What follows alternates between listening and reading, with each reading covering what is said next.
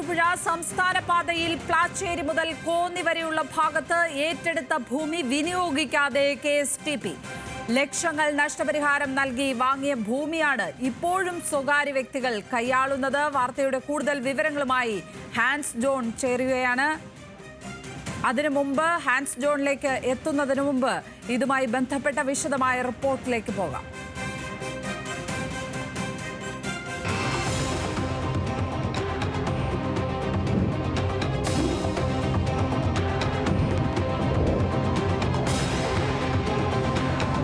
പുനലൂർ പൊൻകുന്നം സംസ്ഥാനപാത കോന്നി മുതൽ പ്ലാച്ചേരി വരെയുള്ള 30 കിലോമീറ്റർ ഭാഗം റോഡിൻ്റെ വീതി വർദ്ധിപ്പിക്കുന്നതിനായി KSTP ഭൂമി ഏറ്റെടുത്തത് വ്യത്യസ്ത അളവിൽ. എന്നാൽ ഇവയിൽ പല ഭാഗങ്ങളും ഉപയോഗശൂന്യം.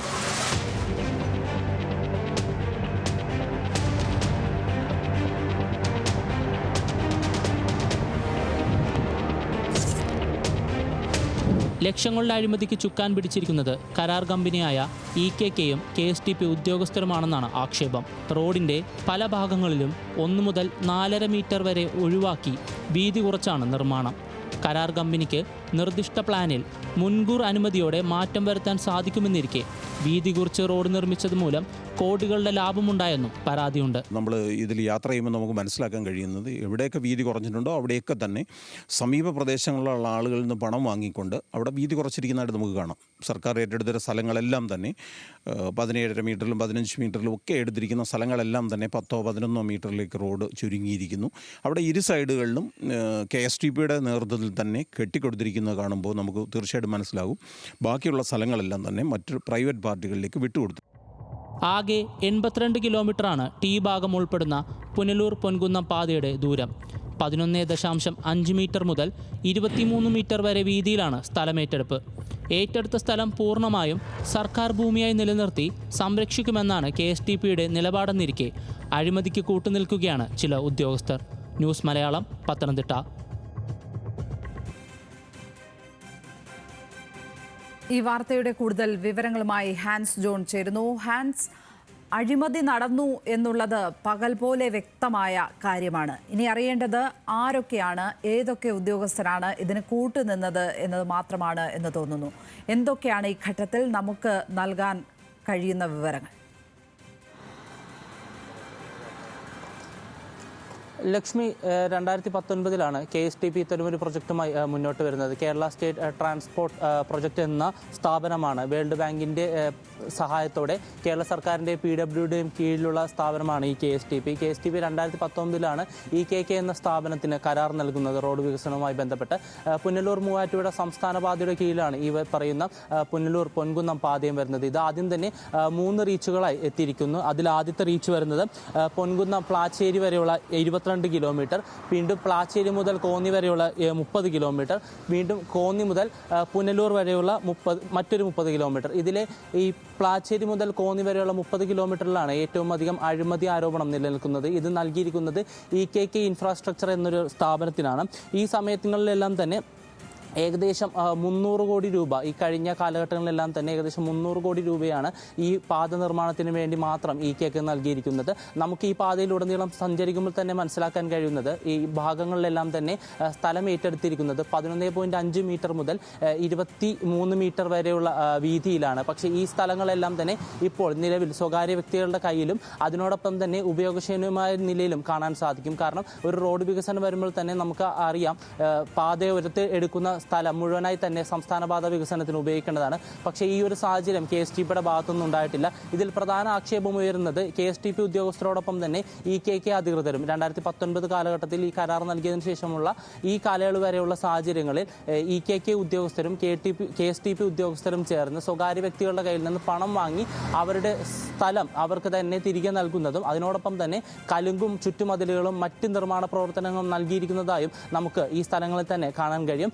ഏകദേശം കഴിഞ്ഞ 2022 വരെയുള്ള കാലയളവിൽ ഏകദേശം 300 കോടി രൂപ മാത്രം പ്ലാച്ചേരി മുതൽ കോന്നി വരെയുള്ള ഭാഗത്തിന് അപ്രൂവ് ചെയ്ത് നൽകിയിട്ടുണ്ട്.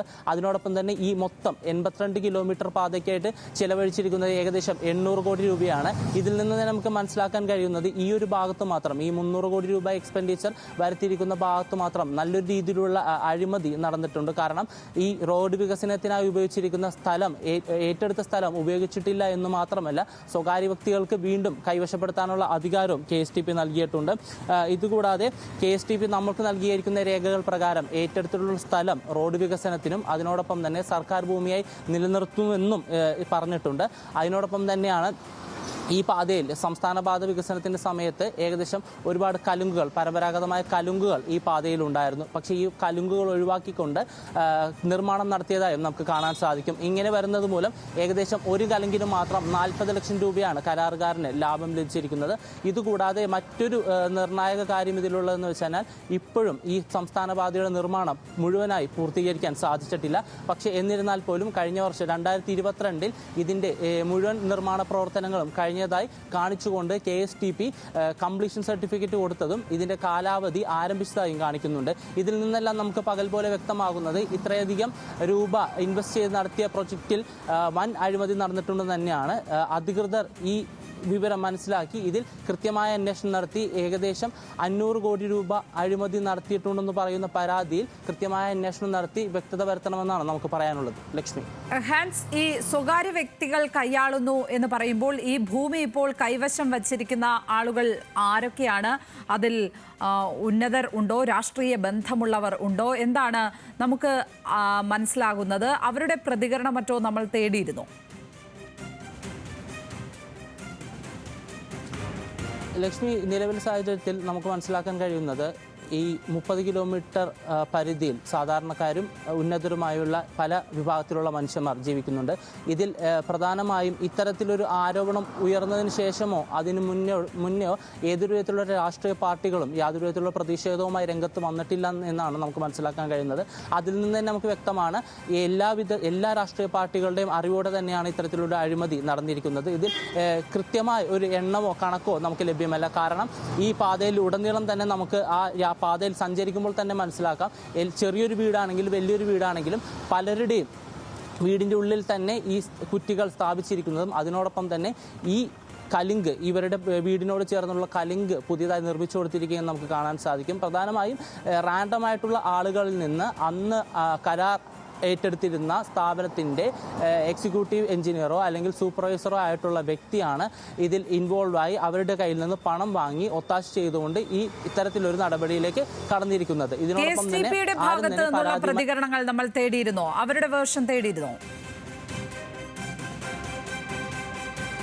KSTP ഈ വിഷയത്തിൽ നമുക്ക് വിവരാവകാശ പ്രകാരമുള്ള രേഖപ്രകാരമുള്ള മറുപടികൾ മാത്രമാണ് നൽകുന്നത്. കാരണം ഇത് ഇങ്ങനൊരു അഴിമതി ആരോപണം ഉയർന്നത് 2019 ശേഷമാണ്. ഈ കഴിഞ്ഞ 4 വർഷങ്ങളിലൂടെ ഉടനീളം പരാതിക്കാരനായ അനിൽകുമാർ നിരവധി തവണ KSTP ഉദ്യോഗസ്ഥരുടെ എക്സിക്യൂട്ടീവ് എഞ്ചിനീയർക്കും അതിനോടൊപ്പം തന്നെ ജില്ലാ കളക്ടർ, മറ്റ് മേലധികാരികൾ, മന്ത്രിസഭയിലടക്കമുള്ള എല്ലാവർക്കും തന്നെ നിരവധി പരാതികൾ അയച്ചിരുന്നു. പക്ഷേ ഈ പരാതികളിലൊന്നും തന്നെ കൃത്യമായ മറുപടി അദ്ദേഹത്തിന് ലഭ്യമായിട്ടിരുന്നില്ല. ഏറ്റവും അവസാനമായി മന്ത്രി റിയാസിനടക്കം, മുഹമ്മദ് റിയാസിൻ്റെ ഓഫീസിലടക്കം പരാതികൾ സമർപ്പിച്ചിട്ടും ഈ പരാതിയിന്മേൽ നടപടി സ്വീകരിക്കുക എന്നൊരു മെയിൽ മറുപടി അല്ലാതെ മറ്റൊന്നും തന്നെ ഇതുവരെ ലഭ്യമായിട്ടില്ല. പക്ഷേ ഇതിനോടൊപ്പം തന്നെ നമ്മൾ ഈ പാതയുമായി ബന്ധപ്പെട്ട് മറ്റ് അഴിമതി ആരോപണങ്ങൾ കൂടി നിലനിൽക്കുന്ന സാഹചര്യത്തിൽ നമ്മുടെ മറ്റു വാർത്തകൾ കൂടി അടുത്ത ദിവസങ്ങൾ വരുന്നുണ്ട്. ഇതിനോടൊപ്പം തന്നെ അതിൽ നമ്മൾ വ്യക്തമാക്കുന്നത് ഈ അഴിമതി ആരോപണത്തിൽ ഒരു വിജിലൻസ് അന്വേഷണം പ്രഖ്യാപിച്ചിട്ടുണ്ടായിരുന്നു.